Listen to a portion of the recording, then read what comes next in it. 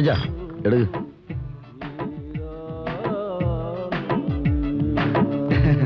എന്തൊക്കെയുണ്ട് ചാണ്ടി? നല്ല വിശേഷം. പൂർണ്ണ? അതെ, ഞാൻ ഇതുവരെ വലിച്ചു തള്ളിയ ഫോറിൻ ഷെയറിന്റെ എണ്ണം കേട്ടാൽ നിങ്ങൾ ഞെട്ടും. പക്ഷെ അതിനൊന്നും ഈ തെറുപ്പ് പിടിയുടെ ടേസ്റ്റ് ഇല്ല. എന്താ എല്ലാരും പകച്ചു നോക്കുന്നത്? ഞാൻ നിങ്ങളുടെ പഴയ തലയെക്കെട്ട് രായപ്പൻ തന്നെ. ദുബായിൽ പോയി ഒരു വലിയ കോടീശ്വരനായെന്ന് കരുതി പഴയതൊന്നും മറക്കുന്നവനല്ല ഞാൻ. ഇപ്പൊ തന്നെ ഫ്ലൈറ്റിൽ വരുമ്പോ ഒരു സംഭവം ഉണ്ടായി. എന്റെ അടുത്തിരുന്ന ഒരു കൊച്ചുകുട്ടി രാജുമോൻ, അവൻ എന്നോട് ചോദിച്ചു അങ്കിളിന്റെ അച്ഛൻ ആരാണെന്ന്.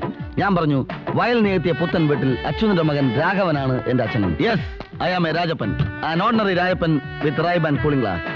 എവിടെയാണ് നമ്മുടെ അപ്പി? അവൻ ആരോടെങ്കിലും പരസ്പര ബന്ധമില്ലാതെ സംസാരിച്ചുകൊണ്ട് നിൽപ്പുണ്ടാവും. പരസ്പര ബന്ധമില്ല? പ്രശ്നം എന്താ? വണ്ടിയുടെ ആക്സിൽ ഒടിഞ്ഞിറങ്ങിയ എന്നിട്ട് ഇന്ന് ന്യായം പറയുന്നു. ഇതാണ് പ്രശ്നം. നീ വരാൻ പോണ മാസം ഇതുപോലെ ഒരു പ്രശ്നം ഉണ്ടായി. ഒരു മാരുതി കാർ 100 മൈൽ സ്പീഡിൽ അങ്ങോട്ട് പോകുന്നു, ഒരു അംബാസിഡർ 120 മൈൽ സ്പീഡിൽ ഇങ്ങോട്ട് പോകുന്നു. കംപ്ലീറ്റ് ജനങ്ങൾ തരിച്ച് നോക്കി നിൽക്കാൻ. എന്റെ പൊന്ന് ചേട്ടാ, മാരുതി കാർ കോട്ടയത്തേക്കും പോയി, അംബാസിഡർ എറണാകുളത്തേക്കും പോയി. അല്ല, എറണാകുളത്ത് ഇപ്പൊ സ്ഥലത്തിന് എന്ത് വില എന്ന് വിചാരിച്ച്? പണ്ട് 5000 രൂപ ഉണ്ടായിരുന്ന സ്ഥാനത്ത് നിന്ന് 2 ലക്ഷം രൂപ കൊടുക്കണം.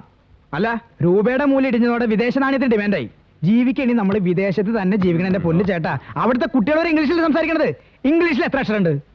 26. മലയാളത്തിലോ? 56. അപ്പൊ 56 26 പോയാ 30 എന്ന് പറയുമ്പോ ഒരു മാസത്തിൽ 30 ദിവസം. അപ്പൊ ഒരാഴ്ച എന്ന് പറഞ്ഞാൽ 7 ദിവസം. അങ്ങനെ ആകുമ്പോ ഒരു വർഷത്തിൽ 365 ദിവസം. സംഭവം ആകെ കുഴയും. ഒന്ന് നിർത്തോ. എന്താ പ്രശ്നം? പരസ്പര ബന്ധമില്ലാതെ ഓരോന്ന് സംസാരിച്ചിട്ട് ഇപ്പൊ എന്താ പ്രശ്നമൊന്നോ? എന്ത് ബന്ധമാണ് ചേട്ടൻ പറയണത്? എന്റെ പൊന്നു ചേട്ടൻ, ബന്ധത്തിനൊക്കെ എന്താ അർത്ഥമുള്ളത്? ഈ ബന്ധം സ്വന്തം എന്നൊക്കെ പറഞ്ഞ മിഥ്യല്ലേ? എനിക്കുണ്ട് കുറെ ബന്ധുക്കാര് കോതമംഗലത്ത്. എന്റെ ഒരു അമ്മാവനാണ് മിലിറ്ററിക്കാരനാ. മിലിറ്ററിക്കാരുടെ പവറാണ് പവർ. എന്റെ പൊന്നു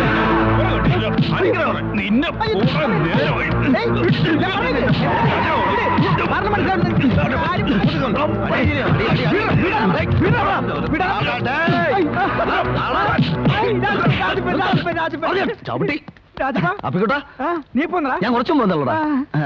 അപ്പിക്കോട്ടെ, എന്താടാ പ്രശ്നം? ഒരു ചെറിയ പ്രശ്നം സോൾവ് ആക്കാൻ നോക്കിയതാ, വലിയ പ്രശ്നമായി. നീ പോന്നു? എടാ, ഇപ്പൊ വന്നേ ഉള്ളൂ. നീ വന്നതുകൊണ്ട് ഞാൻ രക്ഷപ്പെട്ടു. അല്ലേ ഇവന്മാര് ഇടിച്ചെന്റെ കൂമ്പ് കളിക്കാൻ. അതെ, ഇടി എന്ന് പറഞ്ഞല്ലോ, സൂപ്പർ ഇടി. മോഹൻലാലിന്റെ പോലെ സൂപ്പർ. അല്ല, സൂപ്പർമാൻ മരിച്ചറിഞ്ഞാ? നിർത്തടാ, അല്ലെങ്കിൽ അടുത്ത അടി കിടക്കും. എടാ അപ്പി, പണക്കാരനായ എന്റെ വരവ് പ്രമാണിച്ച് ഓണോ ക്രിസ്മസ് ഈസ്റ്റർ വരെ നമ്മൾ ഒന്നിച്ച് ആഘോഷിക്കും. ഡിയർ ഫ്രണ്ട്സ്, ഈ സന്തോഷവേളയിൽ ഞാൻ എന്റെ ആത്മാർത്ഥ സുഹൃത്തിനോടുള്ള വാക്ക് പാലിക്കുകയാണ്. ഇതാ നിന്റെ വിസ. ഒരാഴ്ചക്കകം നീ ഗൾഫിലേക്ക് പറഞ്ഞു. അവിടെ എന്ത് പണി എനിക്ക്? ഇവിടെ എന്ത് പണിയാ നിനക്ക്? കാർപെന്റർ. അവിടെ കാർ പെയിന്റർ. രണ്ടും തമ്മിൽ നല്ല ചേർച്ചയാ. പിന്നെ നീയും എന്നെ പോലെ വലിയ കോടീശ്വരനാവുമ്പോ ഈ പാവം പിള്ളേരെയും കൈ പിടിച്ചു ഉയർത്തി എന്നെയും ചവിട്ടി മെതിക്കരുത്. ഒരിക്കലില്ലടാ. ഞാൻ ഗൾഫിൽ പോയി വലിയൊരു കോടീശ്വരനായി തിരിച്ചു വരുന്നു. നീ ഇവിടെ ബിസിനസ് ഒക്കെ ചെയ്ത് പൊളിഞ്ഞ് കുത്തുപാളെടുത്ത് വലിയൊരു പിച്ചക്കാരനാകുന്നു. അങ്ങനെ സംഭവിച്ചു എന്ന് വിചാരിക്കുക. ഈ പിച്ചക്കാരൻ ഒരു തെരുവിലൂടെ പിച്ചയെടുത്ത് നടക്കുന്നത് ഫോറിൻ കാറിൽ വരുന്ന ഞാൻ ഈ ഗൾഫുകാരൻ കാണുന്നു. വേണമെങ്കിൽ എനിക്ക് നിന്നെ കണ്ട ഭാവം നടിക്കാതെ പോവാം. പക്ഷെ ഞാൻ വണ്ടി നിർത്തും. എന്നിട്ട് കാറിൽ നിന്ന് ഇറങ്ങി ഒരു 100ന്റെ നോട്ടെടുത്ത് നിന്റെ പിച്ചപാത്രത്തിൽ ഇട്ട് തരും. ആര് ചെയ്യണം അങ്ങനെയൊക്കെ? അതാണ് അപ്പിക്കുട്ടൻ. എന്റെ കൂളിംഗ് ഗ്ലാസ് എടാ, വെറുതെ ആണോടാ നീ നന്നാവാത്തത്? നന്നാവണെങ്കിലേ ബൂസ്റ്റ് കഴിക്കണം. Boost is the secretariat of my energy എന്ന് TV പരസ്യത്തിൽ കണ്ടിട്ടില്ലേ? TV ഓൺ ചെയ്താൽ ഇപ്പൊ പരസ്യം മാത്രമേ ഉള്ളൂ. TVക്കൊക്കെ ഇപ്പൊ എന്താ വില? അല്ല, പ്രോഡക്റ്റ് ചെലവാവണമെങ്കിൽ പരസ്യം വേണം. പക്ഷെ അതുകൊണ്ട് എന്താ കാര്യം? ഏത് മതിലേലും നോക്കിയാലും പരസ്യം പതിക്കരുത്, പരസ്യം പതിക്കരുത് എഴുതി വെച്ചിരിക്കുകയും ചെയ്യും.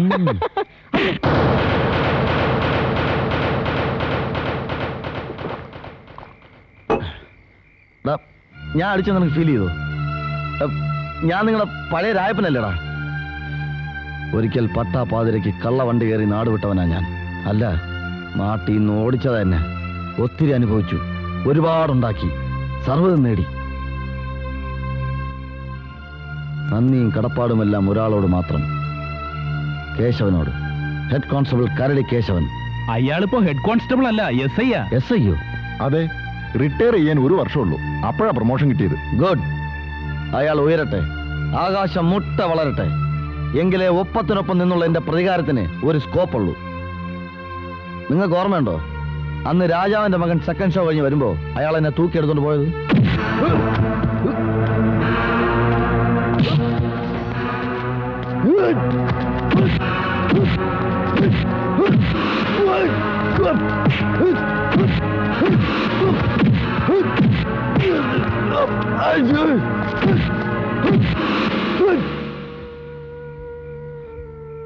അയാളുടെ മോൾ അഞ്ജുവിന് ഒരു ചെറിയ പ്രേമലേഖനം കൊടുത്തതിന് കിട്ടിയ ശിക്ഷ.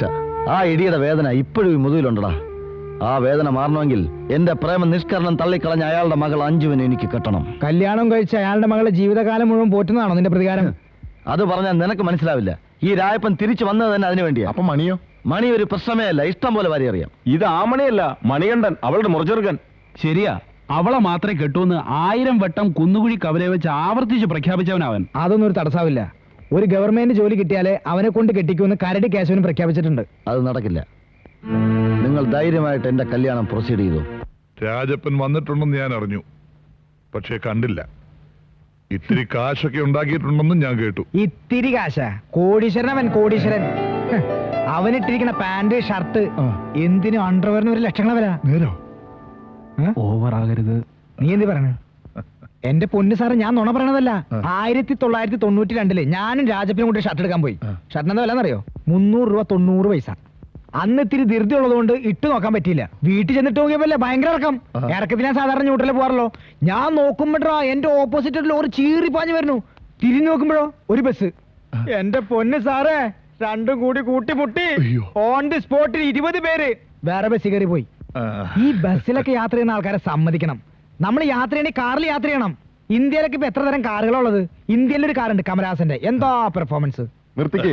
ഇവിടെ വിഷയം രാജപ്പൻ പണക്കാരനായതാ. എന്താ രാജപ്പൻ പണക്കാരനായത്. അതന്നെ ഞാൻ പറഞ്ഞു വരുന്നത്. രാജപ്പന്റെ സമ്പാദ്യം മുഴുവൻ നാടി അക്കൗണ്ടിലല്ലേ? നാരിയൊക്കെ ഉണ്ടോ? നാറി അക്കൗണ്ട് അല്ല സാറേ, NRI അക്കൗണ്ട്. NRI, ആ. പിന്നെ സ്വന്തമായിട്ട് 3 ഫ്ലൈറ്റ്. 3 ഫ്ലൈറ്റോ? ഫ്ലൈറ്റ് അല്ല, ഫ്ലാറ്റ്. ഓ, ആ. ഫ്ലാറ്റ്. പിന്നെ കാറിന് കാറ്, പെണ്ണിന് പെണ്ണ്. പെണ്ണോ? പെണ്ണിന് പെണ്ണല്ല, പൊന്നിന് പൊന്ന്. അറബിയില് പൊന്നിന് പെണ്ണെന്ന് പറയാ. രാജപ്പന് ഒരുപാട് കല്യാണാലോചനകൾ വരുന്നുണ്ട്. എല്ലാം കൊമ്പത്തുന്ന. അതിനൊന്നും കാര്യമില്ലല്ലോ. എന്തു പറ്റി? രാജപ്പന് ഇഷ്ടപ്പെടണ്ടേ?